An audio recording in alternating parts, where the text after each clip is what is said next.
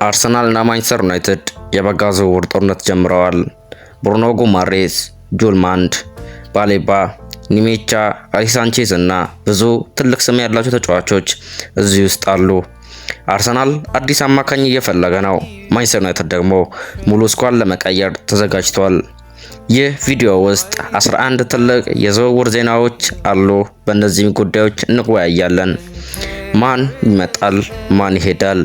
ቪዲዮን ከወዳችሁ ላይክ ከማድረግ ጀምሮ ሰብስክራይብ አርጉና ቤተሰብ ሁኑ። በኮመንት ውስጥ አስተያየታችሁን ጻፉ። ማን እንዲመጣ ትፈልጋላችሁ? እኔ ሚዲጌች ነኝ።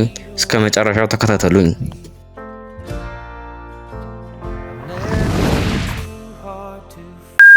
በመጀመሪያ የምንመለከተው አርሰናል በቀጣይ ዓመት ሊያሳይ የሚፈልገውን የ26 ስኳድ ነው። እንዲሁም አዲሶቹ አራት ተጫዋቾችን ነው።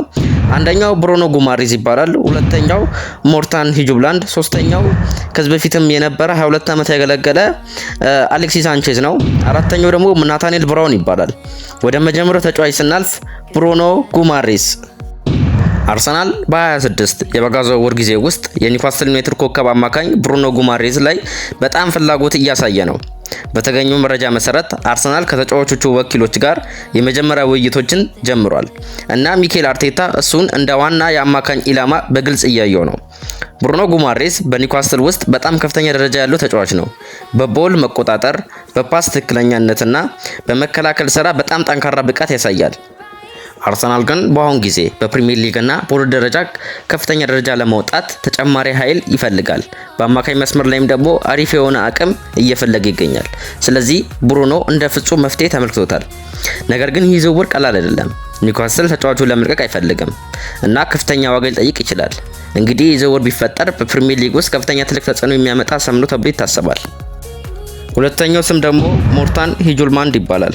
አርሰናል በ26 የበጋ ዝውውር ጊዜ ውስጥ የስፖርቲንግ ካፒቴን እና የዴንማርክ አማካኝ ሞርታን ሂጁልማንድ ላይ ከፍተኛ ፍላጎት እያሳየ ነው። ሂጁልማንድ በስፖርቲንግ ክለብ ውስጥ በጣም የተደነቀ አፈጻጸም እያሳየ ነው። በመከላከል አማካኝ ቦታና ጠንካራና ብልህ ተጫዋች እንደሆነ ይታወቃል። አርሰናል ግን በሚኬል አርቴታ ስር ስኳዱን ለማጠናከር በተለይ በአማካኝ መስመር ላይ ተጨማሪ ኃይል ይፈልጋል። ስለዚህ ሂጁልማንድ እንደ ተስማሚ አማራጭ ተመልክቶታል። የተጫዋቹ ካፒቴንነት ባህሪ፣ የጨዋታ አእምሮና የመከላከል ብቃቱ አርሰናል ለመውሰድ የሚፈልገው ዋና ምክንያቶች ናቸው። ነገር ግን ዝውውሩ ቀላል አይደለም። ስፖርቲንግ ተጫዋቹን ለመልቀቅ በቀላሉ አይፈልግም እና ከፍተኛ ዋጋ ሊጠይቅ ይችላል። ስለዚህ ይህ ዝውውር ቢፈጠር አርሰናል አማካኝ መስመር ላይ ትልቅ ለውጥ ሊያመጣ የሚችል ውሳኔ ነው። ሶስተኛው ተጫዋች ደግሞ የተባለው አርሰናል አዲሱን አሌክስ ሳንቼዝን እየፈለጉ ነው ተብሏል። አርሰናል በ26 የበጋ ዝውውር ጊዜ ውስጥ የአጥቂ መስመራቸውን ለማጠናከር ትልቅ እቅድ እያዘጋጁ ነው። ቡድኑ እንደ ኔክስት አሌክስ ሳንቼዝ የሚባል አዲስ ኮከብ ተጫዋች እየፈለገ ነው።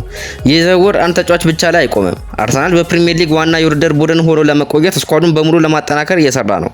በአሁኑ ጊዜ በአጥቂ መስመር ውስጥ ለውጦች ሊኖሩ ይችላሉ። ጋብሪኤል ማርቲኔሊ እና ሊሳንድሮ ትሮሳርድ ሁለቱም ስማቸው ከሌሎች ክለቦች ጋር ተያይዞ የወጡ ወሬዎች አሉ። ይህም አርሰናል አዲስ የአጥቂ ኃይል ለመፈለግ ያነሳሳው ይመስላል። እንደ ስታንዳርድ ስፖርት ዘገባ መሰረት አርሰናል የሚድፊልድ ወጣት ኮከብ ኦሶሮ ላይ ከፍተኛ ፍላጎት አላቸው። ይህ 22 ዓመት እድሜ ያለው ተጫዋች በዴንማርክ ሊግ በጣም ጥሩ የሆነ ወቅት አሳልፏል። በሁሉም ውድድሮች 8 ጎሎች አስቆጥሮ አሲስት አድርጓል። ሚድፊልድ ደግሞ ወጣት ተጫዋቾችን በማዳበር ከዚያ ወደ ትልቅ አውሮፓ ክለቦች በመሸጥ የታወቀ ክለብ ነው። አሁን ይህ ተጫዋች በብዙ ክለቦች የተከታተለ ሲሆን አርሰናል ግን እሱን ለማምጣት ትልቅ እድል እንዳለው ይታወቃል። እንግዲህ ዝውውር ቢፈጠር አርሰናል የወደፊት አጥቂ መስመር ላይ አዲስ ኮከብ ሊያገኝ ይችላል። አራተኛው ተጫዋች ደግሞ ናታኔል ብራውን ይባላል። አርሰናል በ26 የበጋ ዝውውር ጊዜ ውስጥ የኢንተራክት ፍራንክፈርት ወጣት ግራ ተከላካይ ናታኔል ብራውን ላይ ትልቅ ትኩረት እያሳየ ነው። ተጫዋቹ በቡንደስሊጋ ውስጥ በፍጥነቱ፣ በመከላከል ብቃቱና በቀኝ ወይ በግራ ቦታ ላይ መጫወት የሚችል ብቃት ስላለው ብዙ ክለቦች ትኩረት እየሰጡበት ነው። አርሰናል ግን በሚኬል አርቴታ ስር ስኳዱን ለማጠናከር በተለይ በተከላካይ መስመር ላይ ጥሩ ወጣት አማራጮች እየፈለገ ነው። ናታኔል ብራውን እንደ ወደፊት ረጅም ጊዜ የሚጠቀምበት ፕሮጀክት ተጫዋች ተመልክቶ ይታያል። በተለይ በወጣትነቱና በኳስ እድሉ ምክንያት አርሰናል ሊያስፈርሙ ይችላል የሚል ወሬ አለ።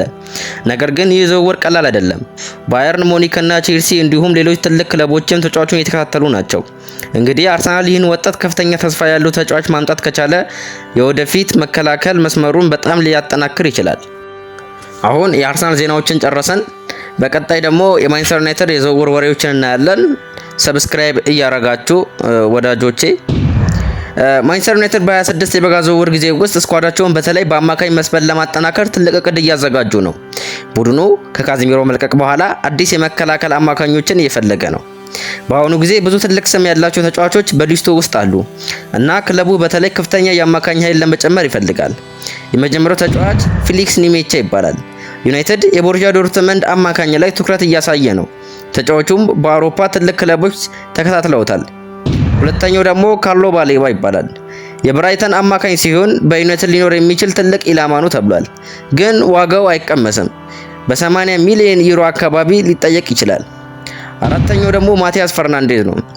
ዩናይትድ በዌስትሃም አማካኝ ላይ ፍላጎት አላቸው፣ ግን ተፎካካሪ ክለቦች እንደ ቶተንሃም ደግሞ እየተከታተሉት ነው ተብሏል። አምስተኛው ደግሞ ኡሪያን ቹዋሚኒ ይባላል። ቹዋሚኒ በሪያል ማድሪድ ቢሆንም ስሙ ከዩናይትድ ጋር ተያይዞ ይነሳል። ነገር ግን ዝውውሩ ቀላል አይደለም። ይሄው ደግሞ ቹዋሚኒ ፕላስ ፈርናንዴዝ ነው። ዩናይትድ ሁለቱንም አማካኞች ማምጣት ቢፈልግም የገንዘብ ጫና ምክንያት ከባድ ይሆንበታል። ሌላው ደግሞ በረኛ ስናይ ዩናይትድ እንደ ቁጥር 2 ጎል ጠባቂ ሊያመጡት ይችላሉ የሚል ወሬ አለ። ስሙም ደግሞ አንገስ ጋን ይባላል። አጠቃላይ ማንቸስተር ዩናይትድ የበጋ ዝውውር ትኩረቱ በአማካኝ መስመር ላይ ነው።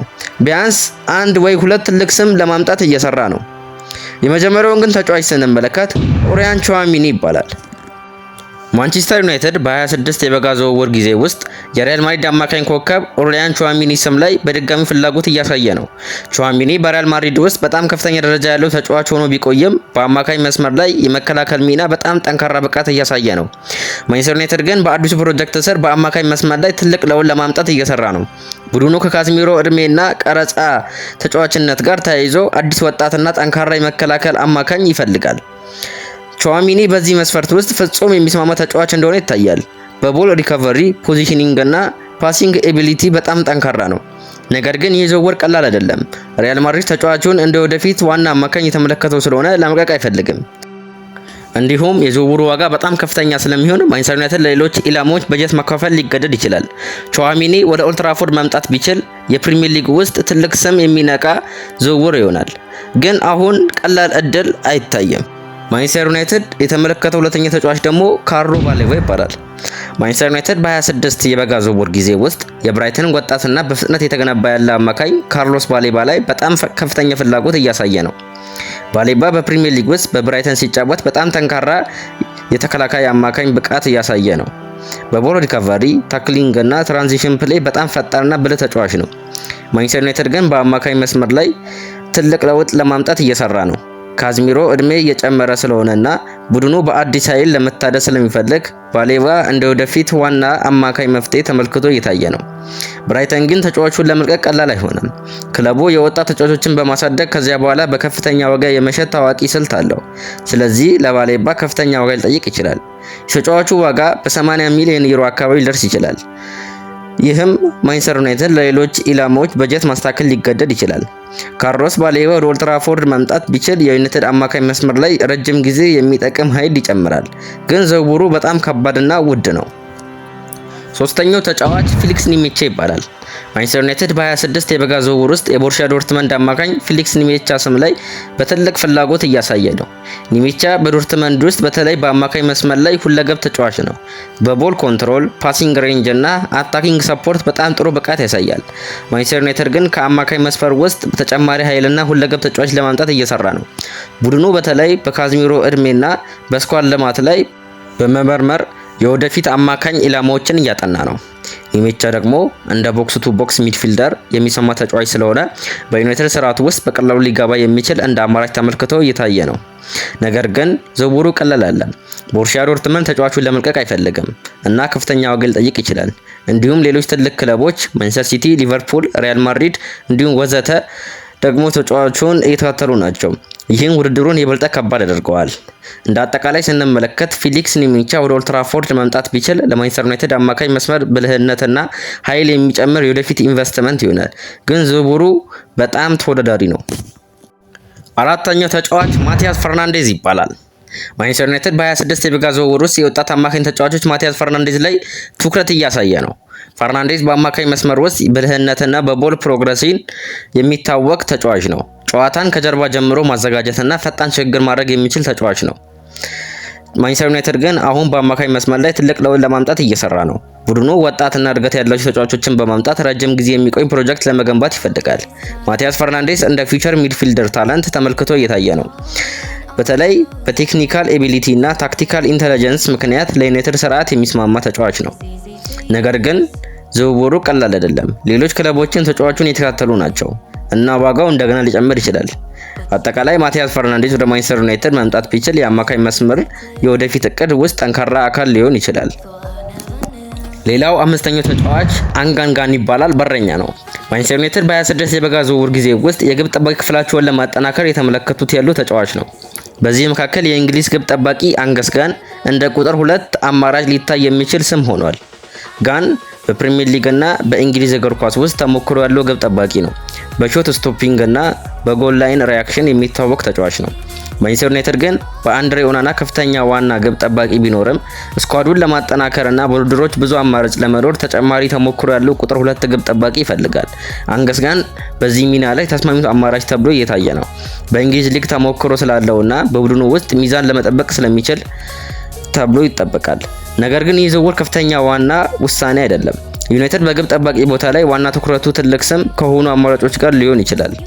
አንገስ ጋን ወደ ኦልድ ትራፎርድ መምጣት ቢችል የማንቸስተር ዩናይትድ የግብ ጠባቂ ጥልቀት ወይም ደግሞ ስኳድ ዴፕስ የሚጨምር ተስፋ አማራጭ ይሆናል። እነዚህ ሁሉ ዜናዎች የአርሰናልና የማንቸስተር ዩናይትድ ዜናዎች ናቸው። እንግዲህ ማን ነው በቅርቡ ወደ ክለባቸው ይመጣው? ብሩኖ ነው? ባሌባ ነው ወይስ ቹዋሜኒ?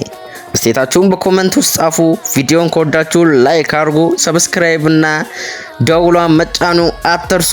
እኔ ሚሊጌች ነኝ። ለዛሬ ቪዲዮ እስከዚህ ድረስ አቅርቤላችኋለሁ። በሚቀጥለው ቪዲዮ ከዚህ የበለጠ ትልቅ ትራንስፈር ኒውስ ይዘን እንመጣለን። ሰላም ብያለሁ።